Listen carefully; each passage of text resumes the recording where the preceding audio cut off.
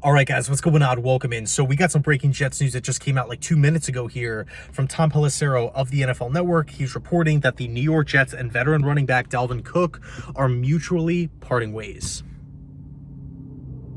Dalvin Cook appeared in 15 games for the Jets this season, had 60-plus carries, and had 214 rushing yards with no touchdowns.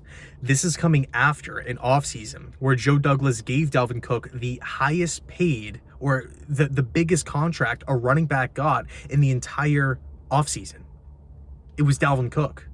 $5.8 million guaranteed.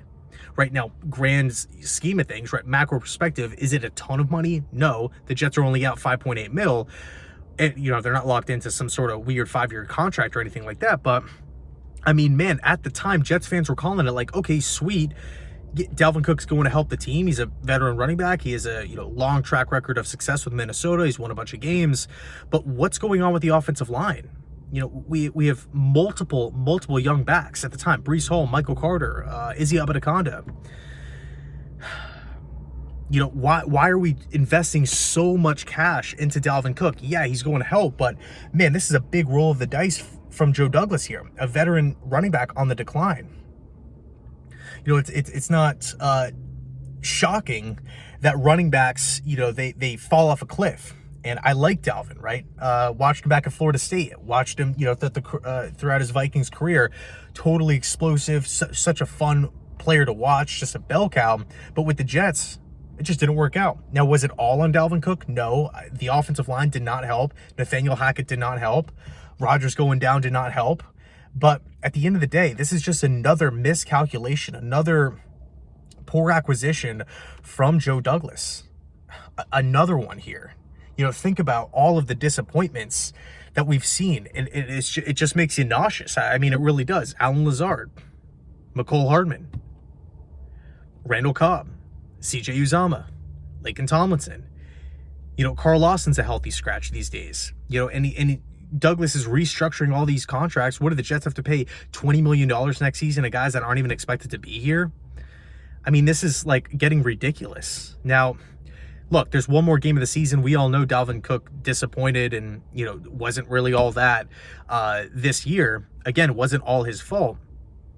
But my attention goes, I'm not so focused on Dalvin Cook. I'm more so focused on Joe Douglas here.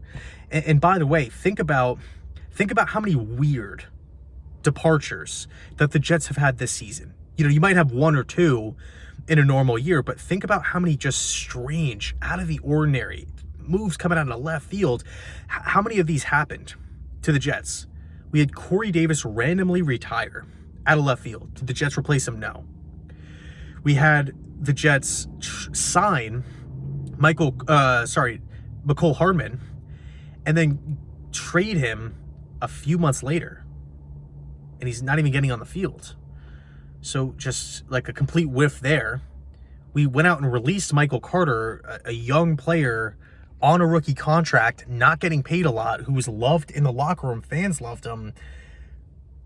And the plan was to play Izzy Abadakanda, according to Saleh and Hackett, and then he gets 2 carries over the next couple of games. Weird. We have Adrian Amos in the Jets mutually parting ways. We have Dalvin Cook in the Jets mutually parting ways. I mean, come on. At what point does something give? I understand it. Hey, let's save some money here, and we made a mistake. Let's save some money and give these guys an opportunity to go play on other teams, go make a playoff run. I get it from that perspective, but where was this foresight at the trade deadline? Why did we go out and cut Michael Carter, somebody who could have been on the roster next year, for cheap? We could have just parted ways with Dalvin Cook at the deadline, saved some more money, and still had a nice young back that the locker room really liked. Why do we sign Mecole Hardman in the first place if he can't even get on the field? The Corey Davis thing is, it is what it is. That you can't really control that. I'm hoping, everything with Corey's okay. But from Douglas's perspective, could we at least do something to replace him? Could we be active at the trade deadline? Could we be active picking up the phone, calling around, being proactive here. It just doesn't seem like that word is in the Jets vocabulary. It's just not in the Jets building.